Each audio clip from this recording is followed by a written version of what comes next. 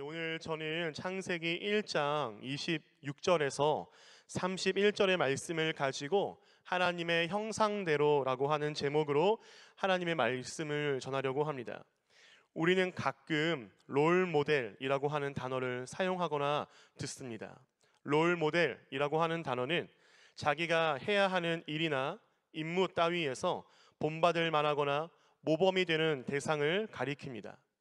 2010년에는 국립국어원 말다듬기위원회에서 롤모델이라고 하는 영어 단어를 본보기 상이라는 단어로 순화하기도 하였습니다.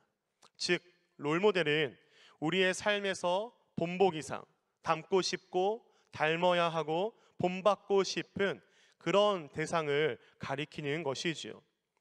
우리 성도님들께서는 어떠한 삶을 살고 계시고 또 그 삶 안에서 어떠한 사람들이 롤모델입니까? 어떤 사람을 닮고 싶고 어떤 사람을 존경하시며 어떤 사람을 따라잡기 위하여서 노력하고 계신가요? 저는 야구를 참 좋아하는데요. 우리나라 10개의 팀 중에서 특히 키움 히어로즈라고 하는 팀을 좋아합니다. 그리고 현재 이 팀에는 이정후라고 하는 스타 플레이어가 있습니다. 어쩌면 어른분들께서는 이 이정후라고 하는 선수의 이름이 생소할 수 있는데 사실 이 이정후 선수는 이종범 선수의 아들입니다. 아마 야구를 잘 모르시고 심지어 싫어하시는 분들도 이종범이라는 이름은 한 번쯤 들어보셨겠죠. 이종범 선수는 그야말로 한국 야구의 레전드 전설과도 같은 선수입니다. 이 선수는 바람의 아들, 또 종범신, 야구 천재라는 별명도 갖고 있고 한때는 우리나라 최고의 야구 감독이었던 김인식 감독이 투수는 선동열, 타자는 이승엽, 야구는 이종범이다 라는 말을 할 정도로 실력이 아주 뛰어난 선수였습니다. 그렇기에 사실 이종범이라고 하면 그야말로 한국 프로야구의 대명사라고 할 수 있을 정도로 엄청난 선수인 것이지요. 그런 엄청난 선수의 아들이 누구라고요? 아까 말씀드린 이정후라고 하는 선수입니다. 그리고 이 이정후 선수는 지금도 한국 프로야구에서 엄청난 행보를 보이고 있습니다. 그렇다면 이 현역 최고의 타자라고 부를 수 있는 이정후 선수의 롤모델, 이정후 선수가 닮고 싶은 사람, 그가 생각했던 본보기상은 누구일까요? 이정후 선수가 데뷔할 때 많은 사람들이 이정후 선수에게 물었습니다. 당신의 롤모델은 누구인가요? 당신이 닮고 싶은 선수는, 당신이 가장 존경하는 선수는 누구인가요? 라고 질문했을 때 수많은 사람들은 그의 입에서 당연히 그의 아버지인 그리고 한국 야구의 대명사인 이종범 선수가 답으로 나올 것이라고 기대했습니다. 그런데 충격적이게도 이정후 선수의 대답은 이종범 선수의 동시대의 라이벌이었던 일본의 스즈키 이치로라고 하는 선수였습니다. 이 스즈키 이치로라는 선수는 이종범 선수와 마찬가지로 일본 야구의 대명사입니다. 이 스즈키 이치로 선수는 일본에서도 최고라고 평가받았고 미국의 빅리그, 메이저리그에서도 엄청난 활약을 펼쳤던 위대한 선수 중에 한 명입니다. 이종범 선수는 현역 시절 7번을 등번호로 달았고 이치로 선수는 51번을 등번호로 달았는데 이정후 선수는 현재도 아버지의 등번호가 아닌 이치로 선수의 51번을 달고 경기장을 뛰고 있습니다. 그만큼 이 이정후 선수는 아버지보다 이 이치로 선수를 롤모델로 삼고 있다는 증거겠지요. 그리고 우리가 더욱이 눈여겨봐야 할 것은 이정후 선수는 그냥 생각만으로, 마음속으로만, 그리고 그를 롤모델로 삼은 것이 아니라 실력으로, 성적으로, 결과로, 그리고 더불어서 노력하고 또 노력하면서 실제적으로 롤모델이었던 그 이치로 선수를 따라가고 있음을 보여주고 있습니다. 그렇다면 하나님의 자녀이자 예수 그리스도의 제자이자 성령님과 동행하는 세한교회의 성도인 저와 우리 모두는 어떤 분을 우리의 롤모델로 삼아야 하며 어떤 분을 닮아야 하고 어떤 분을 따라가는 삶을 살아야 할까요? 그렇습니다. 당연히 우리의 예수님이 되어야 할 것입니다. 오늘의 설교 제목처럼 우리는 하나님의 형상대로 지으심을 받았기에 하나님의 형상대로 살아가고 예수님을 우리들의 롤모델로 삼고 본보기 상으로 삼고 예수님의 삶을 살아가려고 노력하면서 성결한 삶, 정결한 삶, 거룩한 삶, 구별된 삶을 살아가야 할 줄로 믿습니다. 그래서 아까도 말씀드렸듯이 마음으로만, 생각으로만 그렇게 살아가는 것이 아니라 우리 또한 실력으로, 결과로, 성적으로 노력하고 또 노력하면서 예수님과 같은 삶을 살아내시는 저와 우리 모두가 되기를 주님의 이름으로 축복합니다. 그렇다면 좀 더 깊게 하나님의 형상대로 사는 것은 무엇인지, 그리고 하나님의 형상대로 지으심을 받은 우리는 어떠한 이유에서 하나님의 형상대로 지으심을 받았는지 살펴보도록 하겠습니다. 먼저 우리는 하나님의 형상대로 지으심을 받았습니다. 우리 한번 따라해 볼까요? 나는 하나님의 형상대로 지으심을 받았습니다. 우리 한 번 더 따라해 볼까요? 나는 하나님의 형상대로 지으심을 받았습니다. 아멘. 우리 옆에 분을 보면서 이렇게 축복해 볼까요? 성도님의 얼굴을 보니 하나님이 보입니다.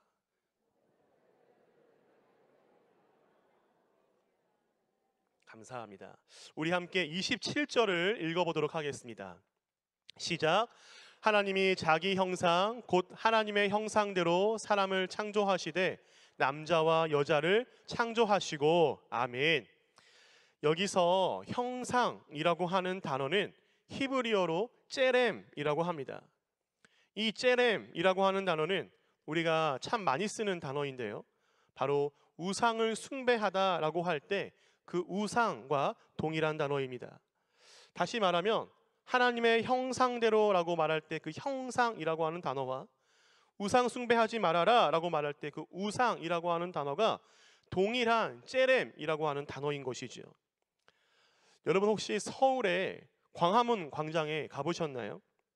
서울 광화문 광장에 가면 엄청 큰 두 개의 동상이 있습니다.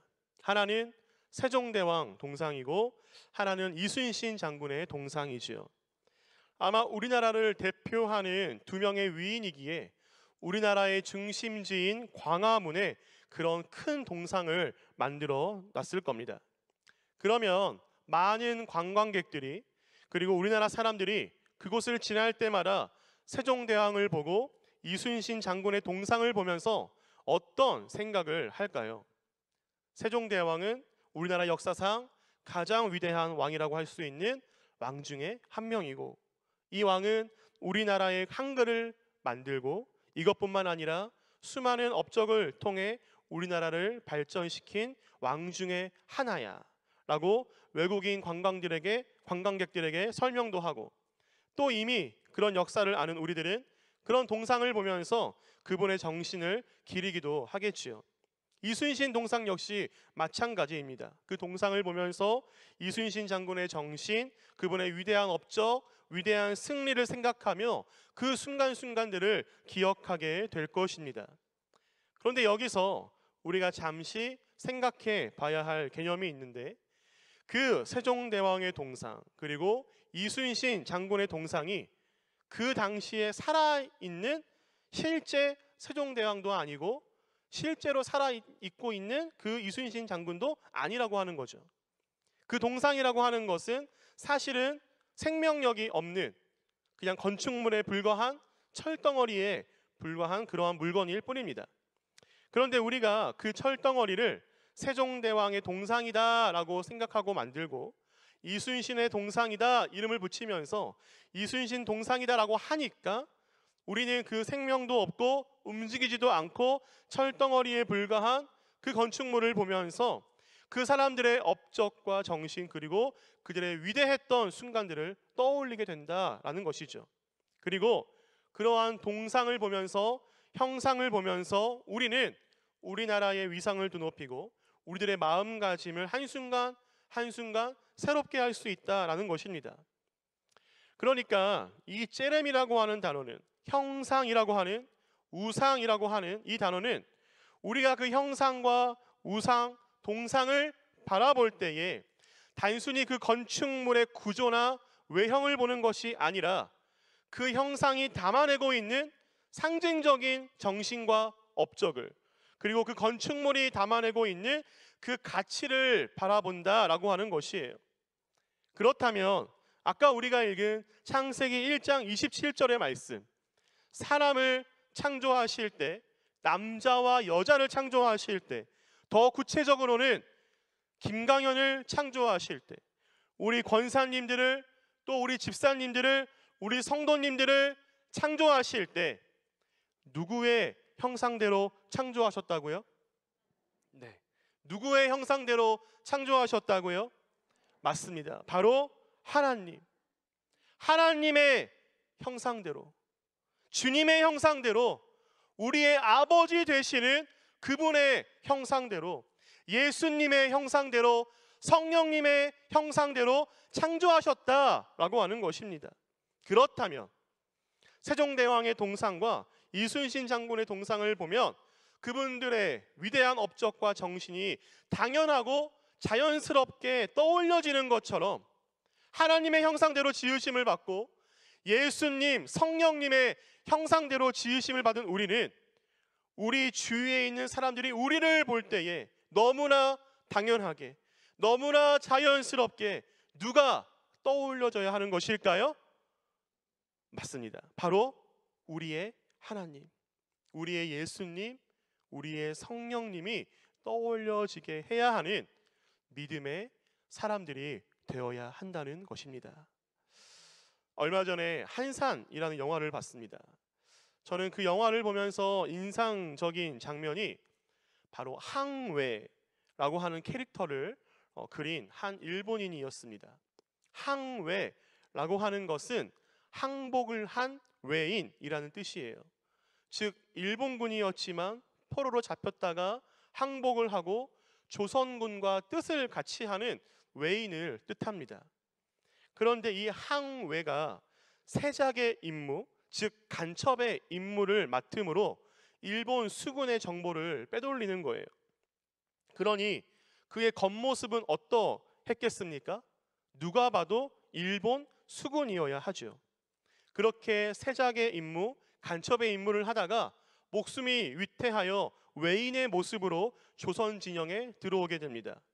그러니 경계 근무를 하던 조선인들이 그를 어떻게 했겠습니까? 당연히 일본 수군인 줄 알고 포박하고 그를 신문했겠지요. 그런데 결국은 그가 가진 정보와 증거, 물증을 통하여서 그가 외인이 아니라 항외를 하여 조선인과 뜻을 같이 하는 같은 편이라고 하는 것을 인정하게 됩니다.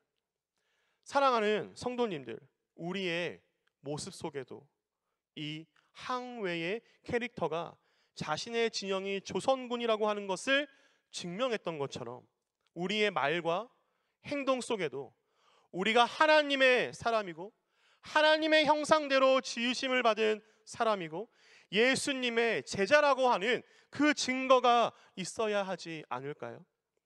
우리 함께 마태복음 5장 13절에서 16절을 읽어보도록 하겠습니다. 시작. 너희는 세상의 소금이니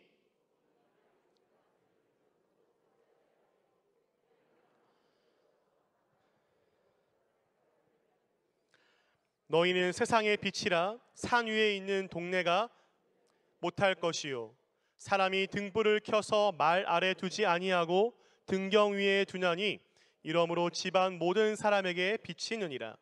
이같이 너희 빛이 사람 앞에 비치게 하여 그들로 착한 행실을 보고 하늘에 계신 너희 아버지께 영광을 돌리게 하라. 아멘. 우리가 하나님의 형상대로 지으심을 받은 그 사람으로 인정을 받고 확증을 하기 위해선 우리가 소금의 역할, 빛의 역할, 그리고 착한 행실을 통하여 그 모습을 보여야 한다라는 것입니다. 우리가 너무나 잘 아는 말씀이지요. 소금, 빛의 역할이 무엇입니까? 부패하고 썩고 더럽고 어두운 세상에서 우리만큼은, 하나님의 형상대로 지으심을 받은 우리만큼은 소금처럼 빛처럼 거룩하고 정결하고 깨끗하고 정직하게 살아가야 하는 그러한 역할을 해야 하는 존재라는 것입니다. 저 사람도 저렇게 하니까 나도 저렇게 하는, 이 사람도 이렇게 하니까 나도 이렇게 하는 그런 맛을 잃은 소금이 아니라, 힘이 없고 빛이 없어 어둠을 밝히지 못하는 꺼져가는 그 희미한 빛이 아니라, 너무 짜서 보기만 해도 짠내가 나는 그런 그리스도인, 너무 빛이 강렬해서 눈을 감을 수밖에 없게끔 만드는 그런 그리스도인. 그래서 우리가 어디를 가나 우리를 보면 하나님이 보이고 예수님이 보이고 성령님을 보이게 하는 그러한 존재가 되는 저와 우리 모두가 되기를 주님의 이름으로 축복합니다.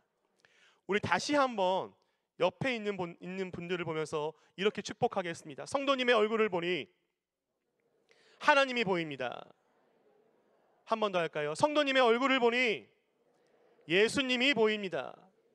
성도님의 얼굴을 보니 성령님이 보입니다. 예, 이렇게 되어야 할 줄로 믿습니다. 이렇게 되시길 주님의 이름으로 축복합니다. 성도님들 한 분 한 분 뵐 때마다 하나님이 떠오르고 예수님이 떠오르고 성령님이 떠오르는, 그래서 하나님의 형상대로 지으심을 받은 하나님의 자녀라는 것을 증명하며 살아가시는 우리 모두가 되기를 주님의 이름으로 축복합니다. 자, 그렇다면 왜 하나님은 우리를 하나님의 형상대로 지으셨을까요? 바로 우리들에게 복을 주시기 위해서입니다. 우리들에게 복을 주시기 위해서예요. 우리 옆에 성도님들에게 이렇게 축복하겠습니다. 복 받으세요. 네, 한 번 더 할까요? 복된 삶을 사시기 바랍니다. 복된 삶을 사시기 바랍니다. 아멘. 우리 함께 오늘 말씀 28절을 읽어보도록 하겠습니다. 시작. 하나님이 그들에게 복을 주시며 하나님이 그들에게 이르시되 생육하고 번성하여 땅에 충만하라. 땅을 정복하라. 바다의 물고기와 하늘의 새와 땅에 움직이는 모든 생물을 다스리라 하시니라. 아멘. 하나님은 사람을 창조하시고 그들에게 복을 주셨습니다. 그렇다면 하나님께서 사람을 창조하시고 주셨던 그 복은 무엇일까요? 여기서 복이라고 하는 단어는 히브리어로 바라라고 하는 단어예요. 이 바라라고 하는 단어는 많은 뜻을 내포하고 있는데, 이 단어는 축복하다, 경의를 표하다라는 의미로 쓰입니다.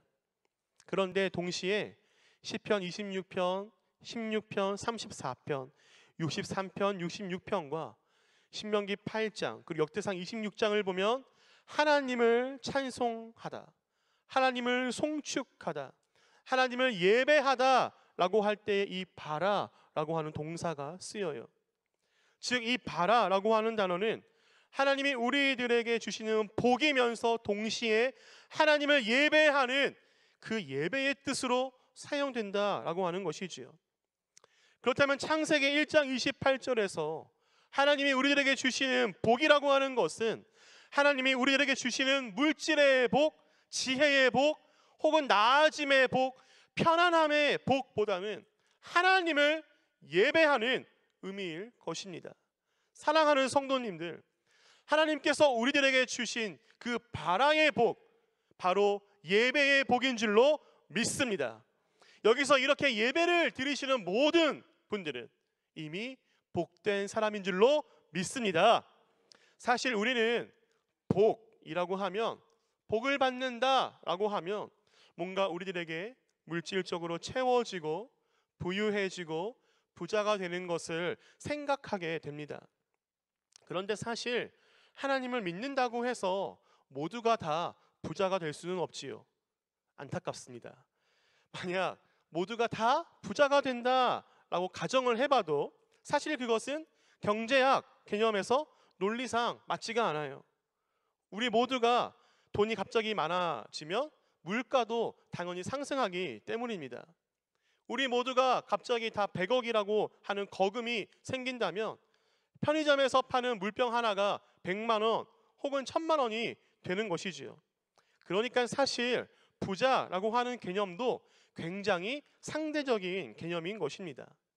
1000원을 가진 사람들이 사는 세상에 10,000원을 가진 사람이 부자인 것이고, 10,000원을 가진 사람들이 사는 세상에서는 10만 원을 가진 사람들이 부자인 것처럼 사실 부자라고 하는 개념 자체가 상대적인 가치인 것이지요. 그래서 탈무드에서 말하는 진짜 부자는 누구인가? 라고 하는 질문에 그 답은 바로 지금 내가 갖고 있는 것에 만족하는 사람을 부자라고 이야기합니다. 그렇다면 우리가 하나님의 형상대로 지으심을 받은 복을 받은 사람이라면, 복을 누릴 줄 아는 사람이라면 내가 1000원을 가졌어도 하나님을 예배하는 것이 복이고, 1000원으로 만족함을 누리고 있다가 900원을 잃어도 하나님을 예배하는 삶을 산다면 그것이 진짜 복된 삶을 누리는 성도인 줄로 믿습니다.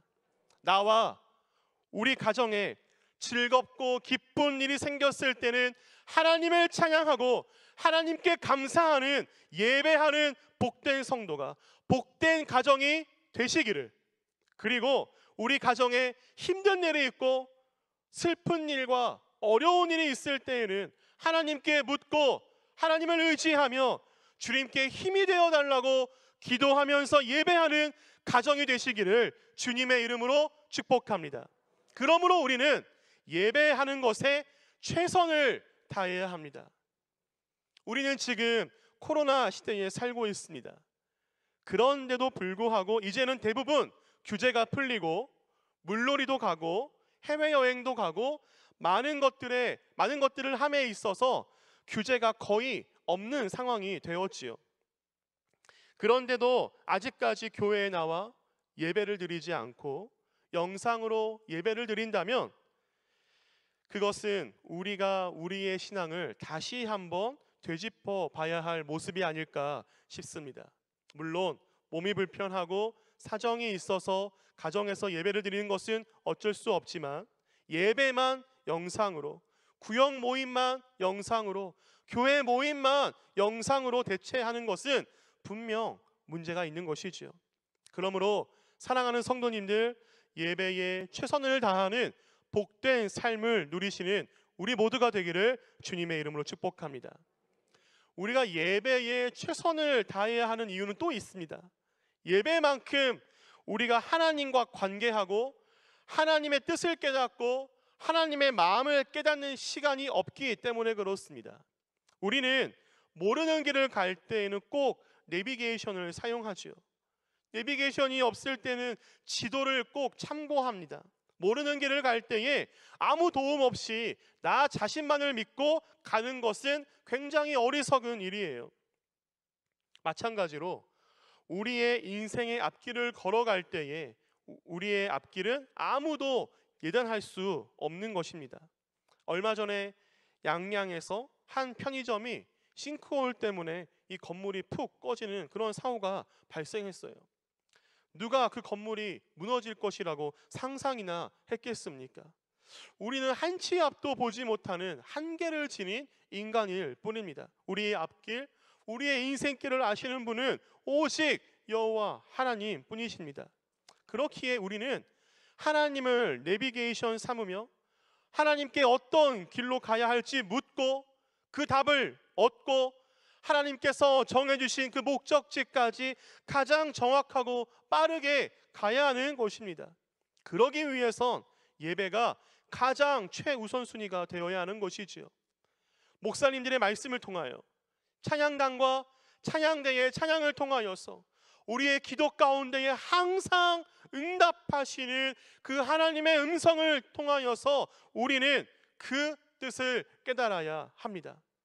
사랑하는 성도님들, 하나님의 형상대로 지으심을 받은 우리는 하나님께서 복을 주시기 원하십니다. 더 정확하게 표현하면 하나님께서는 우리들에게 복을 주시기 위하여서 우리를 하나님의 형상대로 창조하셨습니다. 그렇기에 우리는 복을 누려야 하며 당연히 복된 삶을 살아야 하며 복을 받아야 합니다. 그런데 그 복은 무엇이라고요? 예배하는 삶, 하나님을 예배하는 삶입니다. 기쁠 때나 슬플 때나 즐거울 때나 어려울 때나 하나님을 예배하는 삶, 하나님을 놓지 않는 삶, 그러한 삶이 복된 삶이다 라고 하는 것을 믿으시며 그렇게 예배하는 삶을 살아가시는 저와 우리 모두가 되기를 주님의 이름으로 축복합니다. 말씀을 맺겠습니다. 사랑하는 성도님들, 오늘 우리는 창세기 1장의 말씀을 통하여서 하나님의 형상대로라는 제목으로 하나님의 말씀을 들었습니다. 우리는 하나님의 형상대로 지으심을 받았습니다. 그렇기에 우리는 우리의 모습을 통하여서 하나님을 나타낼 수 있어야 합니다. 바로 내가, 바로 우리가 바로 하나님의 자녀임을, 하나님의 그 자녀임을, 그리고 예수 그리스도의 제자임을, 성령님과 동행하는 사람임을 나타내어야 합니다. 마태복음 5장에서 예수님께서 하신 말씀처럼 이 세상 가운데에서 맛을 잃은 소금이 아니라 예수님의 맛을 내고 하나님의 향기를 내는 그러한 훌륭한 소금이 되시기를 주님의 이름으로 축복합니다.